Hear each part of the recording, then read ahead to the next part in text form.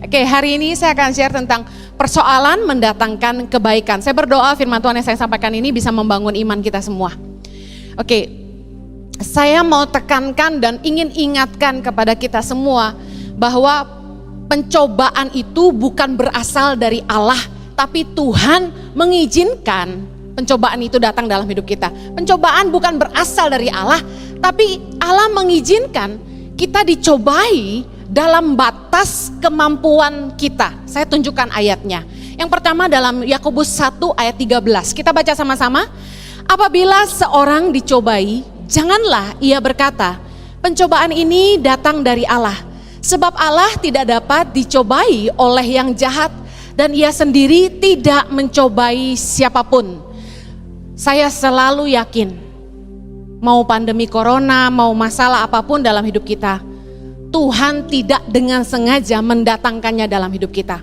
Pencobaan itu tidak pernah berasal dari Allah. Tuhan tidak pernah melakukan yang buruk dan jahat kepada kita, karena Tuhan itu mengasihi kita. Amin. Kalaupun Tuhan mengizinkan iblis mencobai kita, Tuhan memberikan perlindungan dan batas bahwa kita tidak akan dicobai melampaui kekuatan kita sebagai manusia. 1 Korintus 10 ayat 13. Kita baca sama-sama. Pencobaan-pencobaan yang kamu alami ialah pencobaan-pencobaan biasa yang tidak melebihi kekuatan manusia. Sebab Allah setia, dan karena itu Ia tidak akan membiarkan kamu dicobai melampaui kekuatanmu. Pada waktu kamu dicobai, Ia akan memberikan kepadamu jalan keluar sehingga kamu dapat menanggungnya. Katakan, saya dapat menanggungnya. Saya mau angkat kisah Ayub, di mana di kisah inilah sangat jelas apa sih yang terjadi sebenarnya dengan kita. Kenapa sampai kita mengalami banyak masalah, pergumulan, tantangan selama hidup kita. Kayaknya banyak banget, gak ada habisnya. Tantangan kita beda-beda. Ibu Ani mengalami tantangan kedukaan, ditinggal oleh suami tercinta. Saya mengalami kedukaan yang berbeda, dan kalian semua mengalami masalah yang berbeda seperti dengan kami. Ayub menjadi salah satu gambaran kenapa Tuhan mengizinkan. Mari kita lihat sama-sama dalam Ayub 1 ayat yang ke-6. Sama-sama baca. Pada suatu hari datanglah anak-anak Allah menghadap Tuhan, dan di antara mereka datanglah juga iblis. Maka bertanyalah Tuhan kepada iblis, dari mana engkau? Lalu jawab iblis kepada Tuhan, dari perjalanan mengelilingi dan menjelajah bumi. Lalu bertanyalah Tuhan kepada iblis, apakah engkau memperhatikan hambaku Ayub? Sebab tiada seorang pun di bumi seperti dia, yang demikian saleh dan jujur, yang takut akan Allah dan menjauhi kejahatan. Ayat 9. Lalu jawab iblis kepada Tuhan, apakah dengan tidak mendapat apa-apa Ayub takut akan Allah? Nah, ini yang menjadi tantangan iblis kepada Tuhan. Apakah kalau tidak mendapat apa-apa Ayub takut akan Allah? Mari bertanya kepada dirimu hari ini, kalau doamu tidak dijawab, apakah engkau takut akan Allah? Hari ini kalau engkau tidak mendapat apa-apa, apakah engkau akan tetap takut akan Allah? Saya percaya pencobaan itu diizinkan oleh Tuhan datang dalam hidup kita untuk menguji iman dan hati kita. Katakan amin.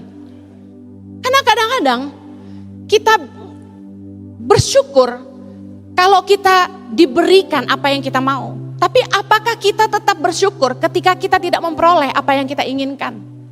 Jomblo gak laku-laku. Masih bersyukur gak? Richie udah gak jomblo tahun ini, puji Tuhan.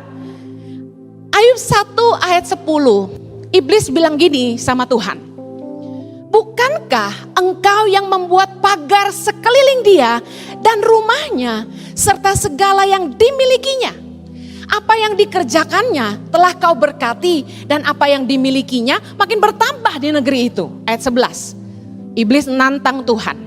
Tetapi ulurkanlah tanganmu dan jamalah segala yang dipunyainya, ia pasti mengutuki engkau di hadapanmu. Bukankah kita sering begitu ya Grace ya? Ayat 12, maka firman Tuhan kepada iblis, nah segala yang dipunyainya, ini Tuhan yang ngomong, ada dalam kuasamu, hanya janganlah engkau mengulurkan tanganmu terhadap dirinya. Yakinlah Tuhan gak akan pernah membiarkan iblis mencobai kita melebihi batas kemampuan kita. Anak-anak Tuhan akan selalu dilindungi Tuhan. Katakan amin. Kemudian pergilah iblis dari hadapan Tuhan. Saya percaya pencobaan itu bukan berasal dari Tuhan. Kalau ada yang tanya, Ibu Heni, apakah corona Tuhan yang datangkan? Saya bilang bukan. Tuhan tidak pernah mendatangkan kecelakaan. Tapi Tuhan mengizinkan kita diuji. Supaya kita mengerti seberapa murni hati kita mengasihi Tuhan. Apakah kita sungguh-sungguh punya iman? Iblis nantang Tuhan, dan apa yang iblis sampaikan ini, itu benar. Karena kebanyakan kita cuma mau pujian tapi tidak mau ujian. Banyak dari kita mau berkatnya tapi tidak mau menghadapi tantangannya. Tuhan mengizinkan kita diuji, tapi iblis yang mencobai. Di Alkitab ini dalam terjemahan bahasa Indonesia, kata yang dipakai itu pencobaan. Tapi sebenarnya di beberapa ayat, dalam bahasa aslinya tuh digunakan dua kata. Temptation, yaitu pencobaan, dan test, ujian. Yang dari Tuhan, yang diizinkan Tuhan adalah ujian, test. Tapi yang dari iblis adalah temptation, pencobaan. Makanya Yesus mengajar kita, dalam doa Bapa kami, jauhkanlah kami dari segala pencobaan. Artinya apa? Supaya iblis jangan sampai mencoba kita. Saya ingin kita uji hati kita sendiri. Ketika iman dan ketaatan kita diuji kepada Tuhan oleh iblis, ya, apakah kita benar-benar masih bersyukur sama Tuhan kalau doa kita nggak dijawab? Apakah kita tetap percaya sama Tuhan kalau kita nggak diberkati? Saya mau bilang ini nggak gampang. Apakah kita tetap bersyukur waktu hidup kita pas-pasan? Saya ingin mengingatkan ada 5 hal yang Tuhan ingatkan. Reaksi kita di tengah-tengah pergumulan. Waktu pencobaan itu diizinkan terjadi dalam hidup kita. Ketika kita harus menghadapi padang gurun. Ketika kita harus menghadapi kesusahan, kesulitan, ujian, masalah. Ada peringatan yang Tuhan berikan. Mengacu kepada pengalaman Tuhan bersama bangsa Israel. Ada 5 hal yang Tuhan ingatkan dalam 1 Korintus 10 ayat 1-13. Kita gak akan baca semua. Yang Tuhan ingatkan, yang pertama, judul perikopnya 1 Korintus 10 1-13 itu gini. Israel sebagai suatu peringatan. Oleh karena itu kita harus ingat-ingat pesan Tuhan dari pengalaman Tuhan dengan bangsa Israel. Hal pertama yang kita harus ingat ketika menghadapi pergumulan, nomor 1, jangan berbuat jahat. 1 Korintus 10 ayat 6 bilang gini, supaya jangan kita menginginkan hal-hal yang jahat seperti yang telah mereka perbuat. Ketika kita menghadapi masalah, tantangan untuk berbuat jahat itu ada. Saya kasih contoh. Ketika duit kurang, ketika uang pas-pasan, lalu ada kesempatan untuk mencuri. Saya yakin, kadang-kadang maksud hati tidak niat mencuri. Maksud hati tidak niat menipu. Tapi butuh. Firman Tuhan ingatkan, di tengah-tengah masa ujian, jangan sampai kita berbuat jahat. Itu peringatan yang pertama. Ketika kita sedang diuji, keputusan apapun yang kita mau ambil, contoh diputusin pacar. Pacar itu selingkuh. Kita diuji kan? Apa reaksi kita? Jangan berbuat jahat. Artinya apa? Jangan balas kejahatan dengan kejahatan. Relakan. Tidak perlu disantet. Ada orang join bisnis sama kita, kerjasama. Lalu nipu. Kita diuji, kita sedang menghadapi ujian. Ingat firman Tuhan, peringatan. Jangan berbuat jahat. Gak usah balas kejahatan dengan kejahatan. Relakan. Belajar dari Ishak waktu dia gali sumur, direbut oleh bangsa Filistin. Ishak relakan. Apakah Ishak jadi miskin? Tidak. Tuhan buat sumur yang digali Ishak dimanapun berbual-bual. Saya mau kasih tahu, orang boleh curi apa yang menjadi bagian kita. Tapi penyertaan Tuhan tuh gak pernah pindah. Kalau sekali Tuhan mengikutimu, 1000 orang direbah di kanan kirimu. Saya mau kasih tahu, kamu akan tetap teguh berdiri karena Tuhan menyertaimu. Peringatan dalam menghadapi pergumulan yang kedua, jangan lari kepada Allah lain. 1 Korintus 10 ayat 7. Supaya jangan kita menjadi penyembah-penyembah berhala sama seperti beberapa orang dari mereka. Kadang-kadang waktu doa kita nggak dijawab-jawab, kita ngerasa gini, Tuhan ada gak sih? Jangan-jangan gua salah nih percaya Tuhan. Mungkin kalian akan bilang gini, Ibu Heni aja yang imannya lemah, saya gak pernah. Oh ya? Berapa kali waktu masalah datang kita carinya teman bukan Tuhan. Berapa banyak ketika masalah datang, kita carinya orang lain dan bukan Tuhan. Penyembahan berhala berarti begini, kita menempatkan yang lain lebih dari Tuhan dalam hidup kita. Lebih ngandalin hamba Tuhan daripada Tuhan. Saya jujur udah berkali-kali ngomong, kalau lagi bergumul punya masalah, jangan curhatnya ke hamba Tuhan. Kenapa? Belum tentu dia peduli sama hidupmu dan belum tentu nasihatnya yang terbaik buat kamu. Apalagi banyak orang yang suka ngejar-ngejar hamba Tuhan, udah tahu hamba Tuhannya jaim masih dikejar juga. Boleh saya minta waktu ketemu untuk cerita masalah saya?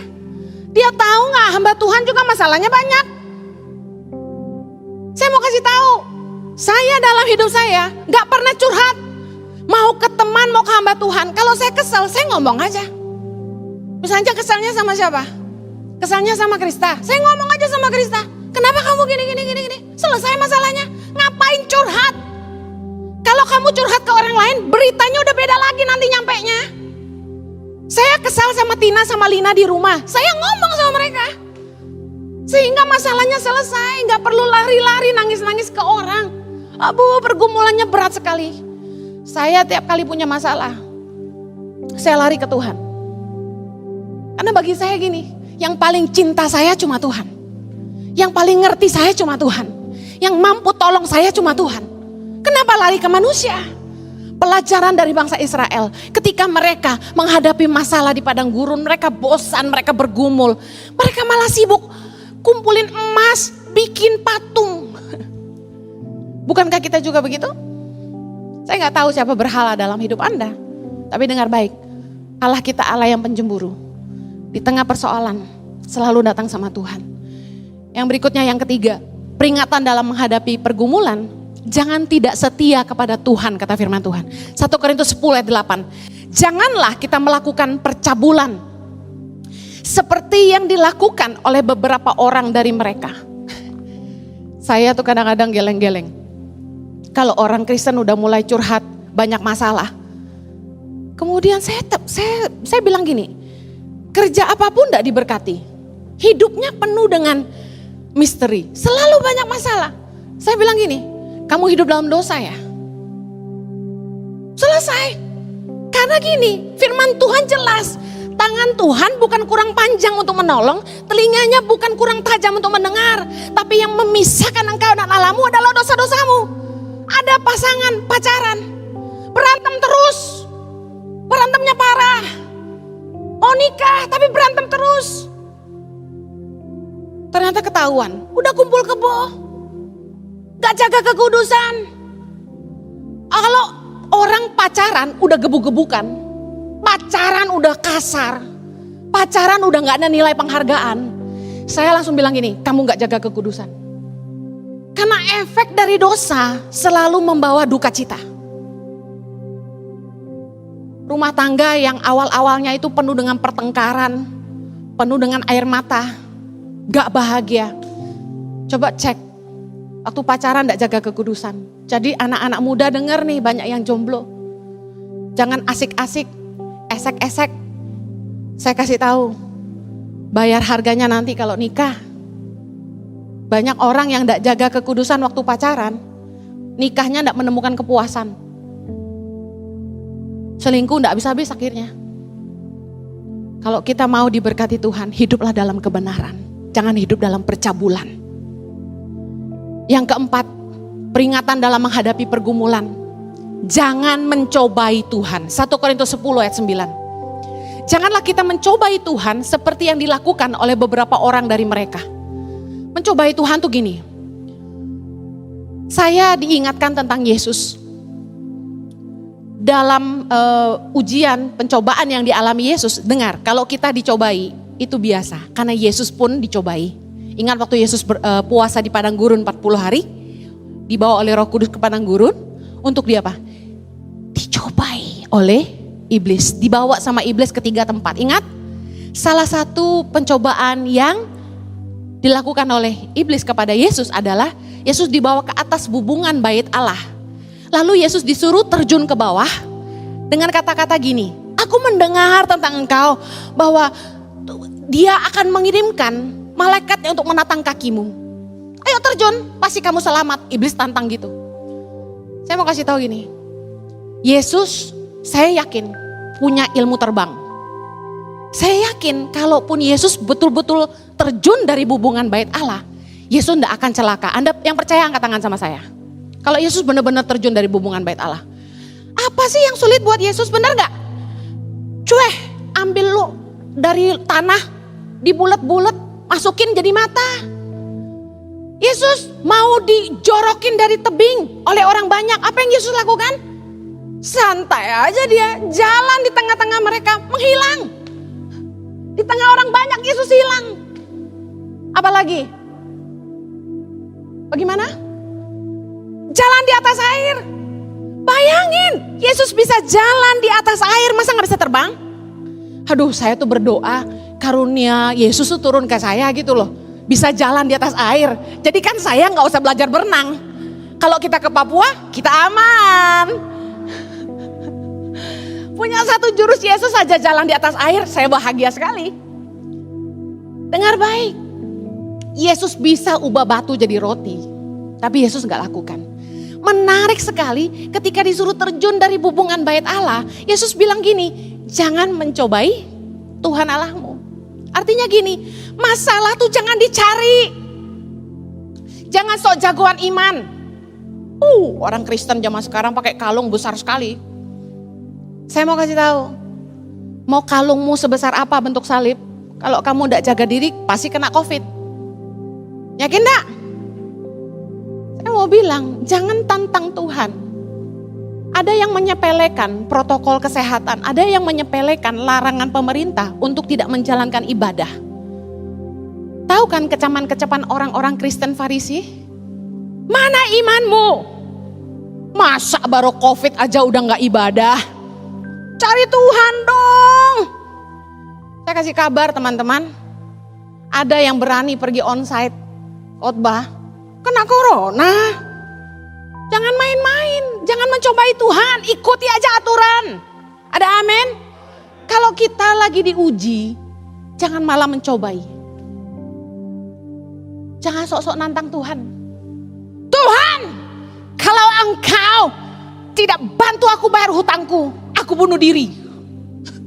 Aku kalau jadi Tuhan bilang gini, bunuh diri aja. Jangan mencobai Tuhan. Tuhan, kalau umur 30 ini udah kawin-kawin, aku mati aja. Kira-kira kawin gak? Nikah sama kawin beda saudara. Udah, kalau lagi di pergumulan, jangan mencobai Tuhan. Udah tahu beda agama, udah tahu karakternya parah, udah tahu gak kenal dalam-dalamnya, udah tahu dia gak punya kerja. Kamu nekat demi cinta. Jangan mencobai Tuhan. Di tengah-tengah pergumulan cari pasangan, jangan sembarangan. Jangan mencobai Tuhan. Nanti Tuhan sanggup menyelamatkan kami dalam pernikahan. Ngimpi aja lo, pendeta aja banyak yang cerai. Jangan macam-macam. Peringatan dalam menghadapi pergumulan. Poin yang kelima, jangan bersungut-sungut tapi bersyukur. 1 Korintus 10 ayat 10 bilang, janganlah bersungut-sungut seperti yang dilakukan oleh beberapa orang dari mereka. Aduh, bangsa Israel itu terkenal di padang gurun itu cuma satu, sungut-sungut. Keterlaluan. Tahu gak sungut-sungutnya mereka apa? Mereka bilang gini, dalam Keluaran 14 ayat 12. Bukankah ini telah kami katakan kepadamu di Mesir? Marahin Musa. Kayak kalian gini marahin saya ceritanya. Bukankah ini telah kami katakan kepadamu di Mesir? Janganlah mengganggu kami dan biarlah kami bekerja pada orang Mesir. Sebab lebih baik bagi kami untuk bekerja pada orang Mesir daripada mati di padang gurun ini. Wih, Musa diamukin rakyat segitu banyaknya. Makanya Musa frustasi. Saya mulai ngerti jadi pemimpin tuh gak mudah. Frustasi bos. Punya bawahan gak menghargai. Makanya Yesus sampai bilang gini. Memang nabi itu gak dihargai di rumahnya sendiri. Cuma dihargai di mana-mana. Makanya kita lebih senang kemana-mana daripada di rumah sendiri. Haleluya. Bilangan 14 ayat 3 bilang gini. Mengapakah Tuhan membawa kami ke negeri ini supaya kami tewas oleh pedang dan istri serta anak-anak kami menjadi tawanan? Bukankah lebih baik kami pulang ke Mesir? Kalau saya jadi Tuhan ya, bangsa Israel ini gopites juga. Tapi benar ya, kebanyakan dari mereka enggak masuk tanda perjanjian kan? Saya bisa ngerti, tahu nggak? Kenapa ngerti? Kesel lah Tuhan sama orang-orang yang nggak tahu diri. Di Mesir itu mereka itu sengsara. Di Mesir itu mereka disiksa. Ayatnya Keluaran 3 ayat 7. Dan Tuhan berfirman, aku telah memperhatikan dengan sungguh kesengsaraan umatku di tanah Mesir. Aku telah mendengar seruan mereka yang disebabkan oleh pengerah-pengerah mereka. Ya, aku mengetahui penderitaan mereka. Bangsa Israel itu kenapa diselamatkan Tuhan keluar dari Mesir? Karena mereka disiksa. Jadi budak rodi. Makanya Musa bangkit dan membunuh salah satu serdadu Mesir. Karena melindungi bangsa Israel.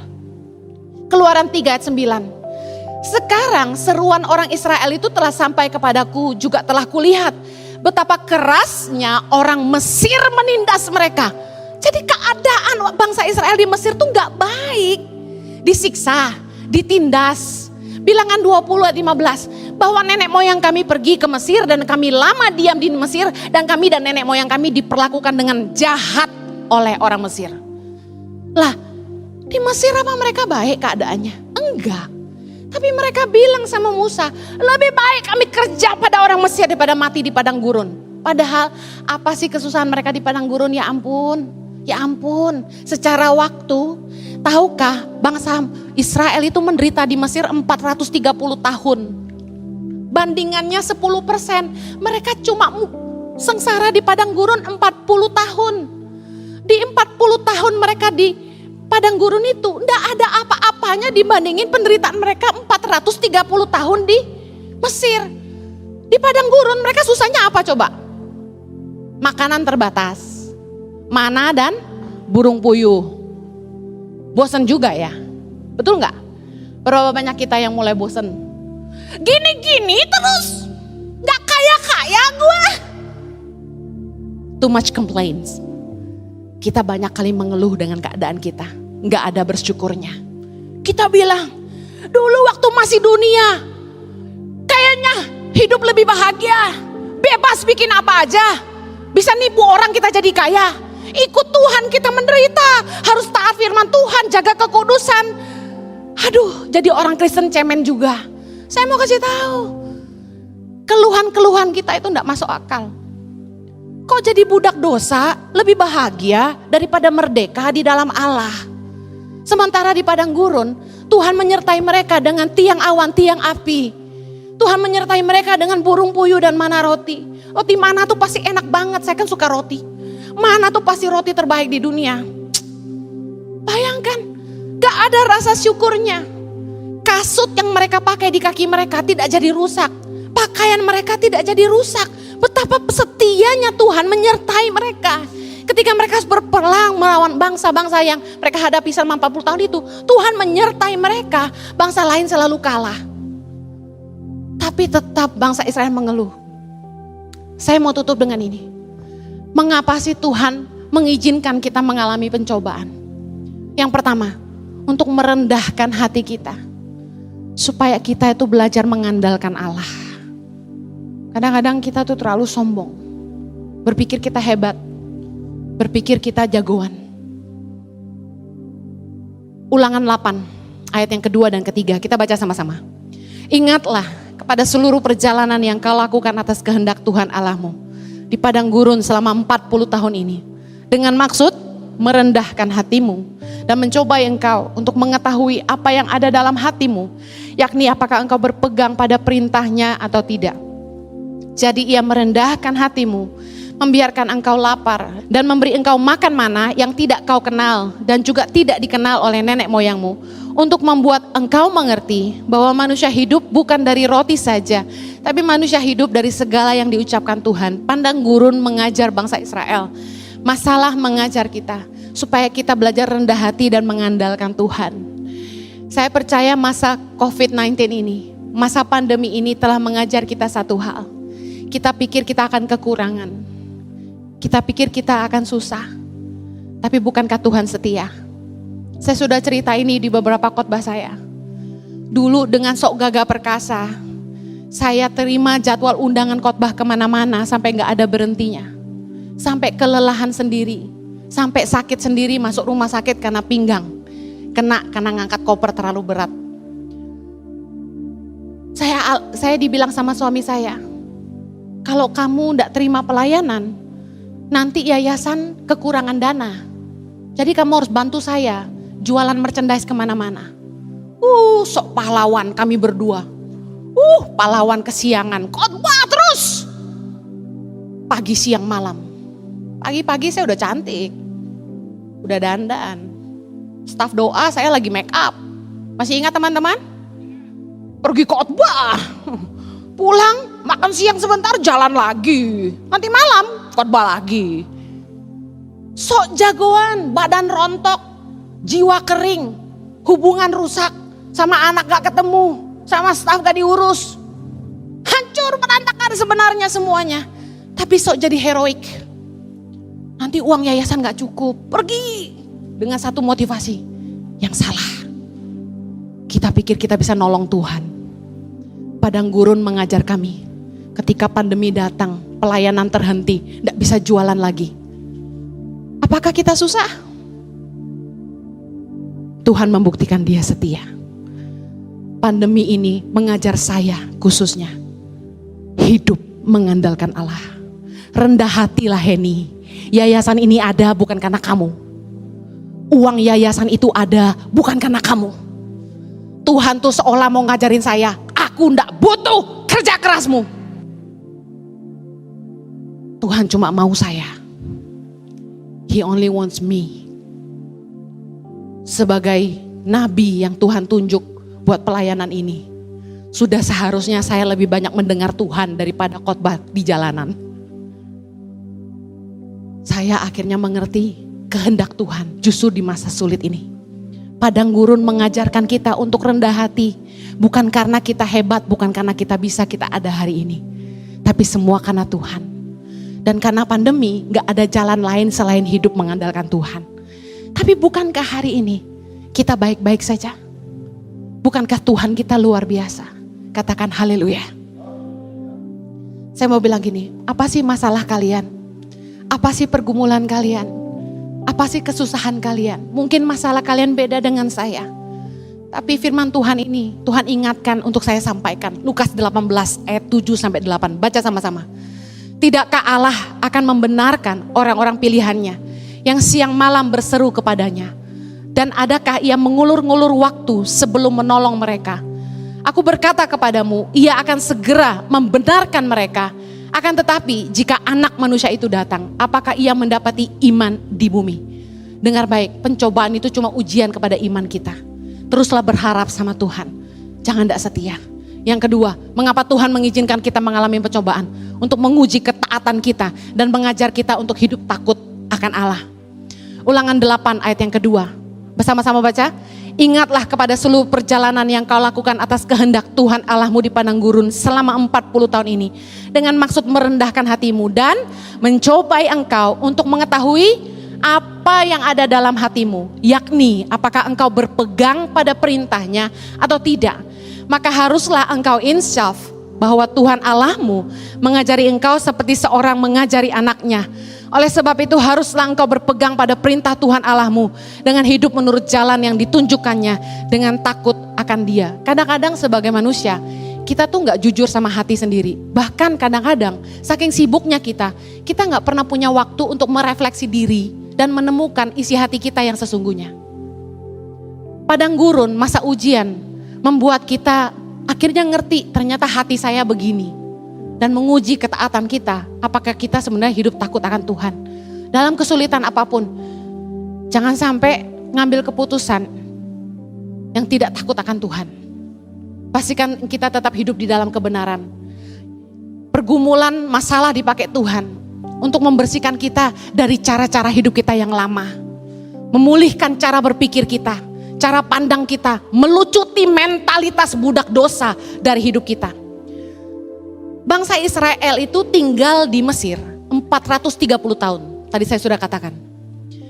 Tuhan tahu bahwa gaya hidup orang Mesir, gaya hidup orang Mesir bicara soal gaya hidup dunia, itu melekat dalam hidup mereka. Dan bahkan mentalitas budak, mereka 430 tahun ditindas. Ada mentalitas budak yang melekat. Bicara soal apa? Mentalitas budak dosa melekat dalam hidup kita ketika kita hidup di dunia. Tuhan mengizinkan padang gurun datang dalam hidup kita. Pencobaan, masalah datang, ujian datang. Supaya apa? Merontokkan Mesir dari hidup kita. Merontokkan mentalitas budak. Mentalitas budak dosa. Merontokkan gaya hidup dunia dari hidup kita. Makanya firman Tuhan berkata, berubahlah oleh pembaharuan budimu. Jangan pernah jadi sama dengan dunia ini. Karena Tuhan mau kalau kita ikut Tuhan pakai cara hidup yang baru. Taat sama firman. Semakin cepat engkau taat dan merendahkan hatimu, masalahmu cepat selesai. Karena tujuan padang gurun itu diberikan cuma satu, melucuti Mesir dari hidupmu. Yang ketiga, mengapa Tuhan mengizinkan kita mengalami pencobaan? Untuk mengajar kita supaya tidak tinggi hati dan melupakan Tuhan. Ulangan 8 ayat 11, bersama-sama. Hati-hatilah supaya jangan engkau melupakan Tuhan Allahmu dengan tidak berpegang pada perintah, peraturan dan ketetapannya yang kusampaikan kepadamu pada hari ini. Dan supaya apabila engkau sudah makan dan kenyang, mendirikan rumah-rumah yang baik serta mendiaminya. Dan apabila lembu sapimu dan kambing dombamu bertambah banyak, dan emas serta perakmu bertambah banyak, dan segala yang ada padamu bertambah banyak. 14, jangan engkau tinggi hati sehingga engkau melupakan Tuhan Allahmu yang membawa engkau keluar dari tanah Mesir, dari rumah perbudakan. Kecenderungan manusia itu selalu melupakan Tuhan di masa kelimpahan. Entah kenapa. Ayo jujur yuk, saya pun ngalami. Kayaknya ketika semua baik-baik aja dan tidak ada masalah, rasa nyaman itu membuat kita jauh dari hadirat Tuhan. Sifat manusia, naturalnya itu gini. Kalau susah baru ingat sahabat. Ada kan teman-teman yang gitu kan, kalau susah baru cari kita.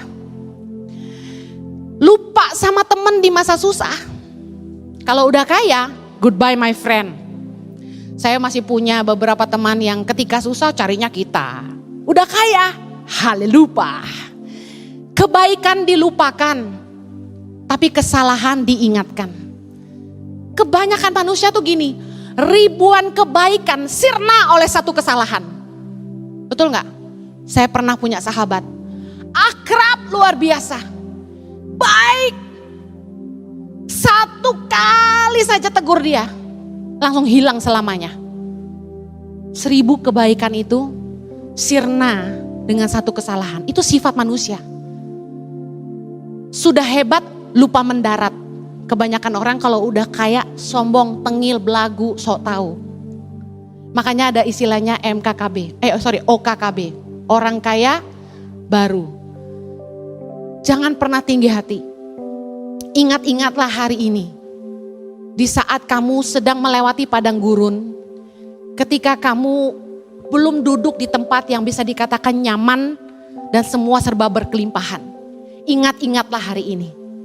Supaya suatu hari nanti ketika engkau diberkati dengan keuangan dan kelimpahan, engkau enggak lupa sama Tuhan yang telah mengantarmu dengan setia dari tempat di mana engkau berada.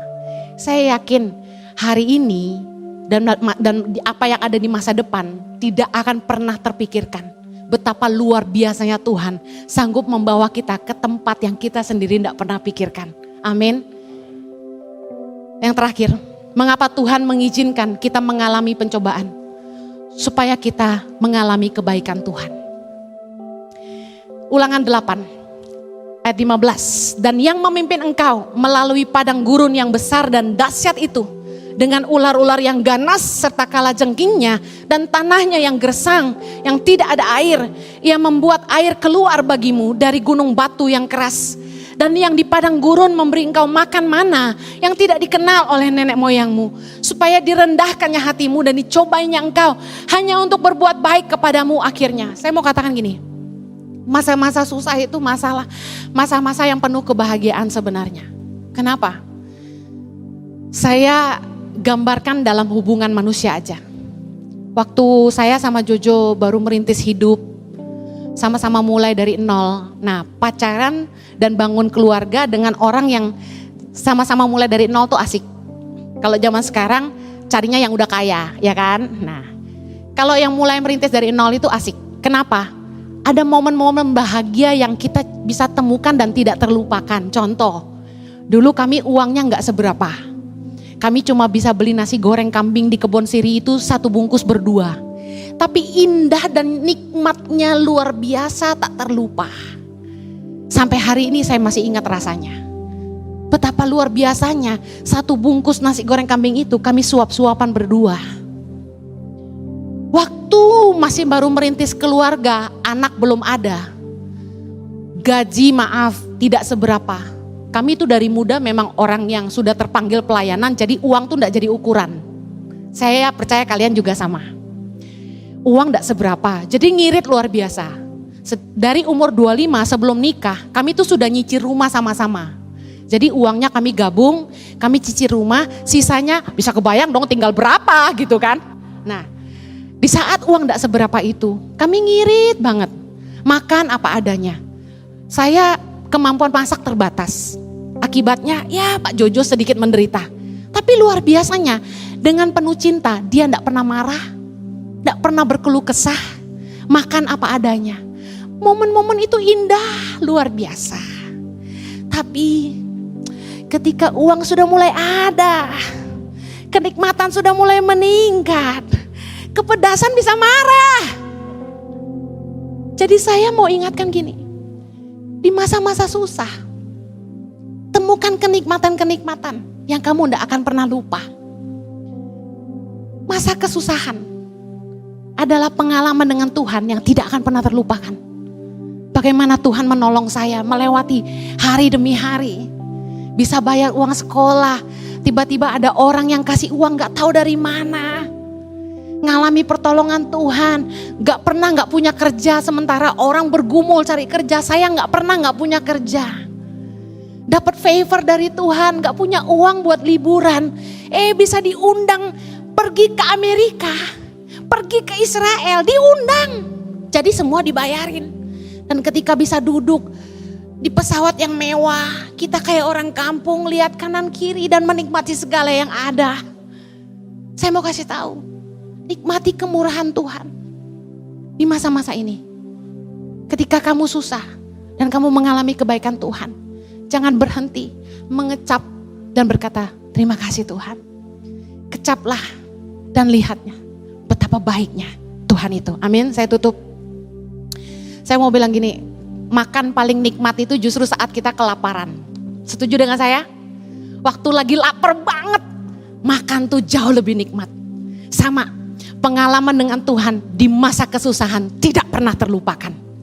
Masa-masa kesesakan justru membuat kita menemukan pertolongan Tuhan. Kemustahilan membuat kita melihat mujizat Tuhan.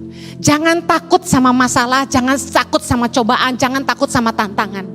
Justru kita akan melihat tangan Tuhan bekerja dan menolong kita. Nikmatilah kuasanya bekerja dan mujizatnya nyata. Amin. Percayalah bahwa Tuhan itu gak akan pernah meninggalkan kita.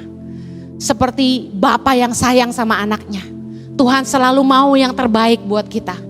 Sesulit apapun pergumulan yang kita lewati, kita cuma perlu berpegang kepada satu hal, bahwa Tuhan sayang kita. Kalau kamu ragu sama umurmu, Tuhan udah umur segini, kok gak ketemu jodoh juga. Jadi guru pedalaman di tangan pengharapan, punya pacar pun LDR Tuhan. Tapi tidak sedikit yang cinlok juga, haleluya. Amin. Tapi saya mau bilang gini, kalau kamu sungguh-sungguh hidup mengandalkan Tuhan, kamu sungguh-sungguh mengasihi Tuhan, bilang sama dirimu, Tuhan lebih peduli hidupku Masakan dia ciptakan aku secantik ini buat jadi jomblo? Tapi kalau kamu percaya kepada kasih Tuhan, saya mau kasih tahu, jomblo pun untuk kebaikan. Saking percayanya sama Tuhan gitu loh.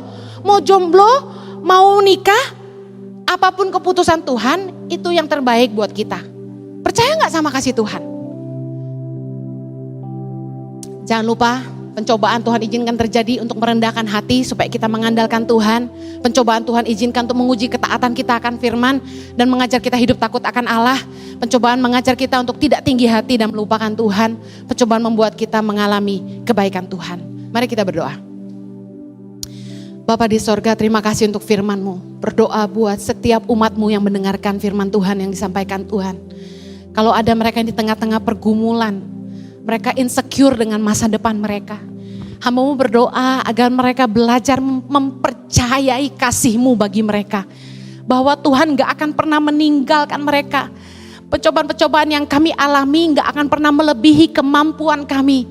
Karena Tuhan setia dan Tuhan pasti memberikan jalan keluar. Kami percaya Tuhan ada jawaban dalam atas doa-doa kami. Tuhan, hamba-Mu berdoa, jagai anak-anak-Mu, jauhi dari kejatuhan, jauhkan dari pengambilan keputusan yang salah. Biarlah mereka hidup dalam takut akan Tuhan. Biarlah bibir mereka selalu penuh dengan ucapan syukur kepada Allah. Terima kasih Tuhan. Hamba-Mu percaya Engkau telah menyediakan yang terbaik buat masa depan mereka. Demi nama Yesus kami berdoa. Amen.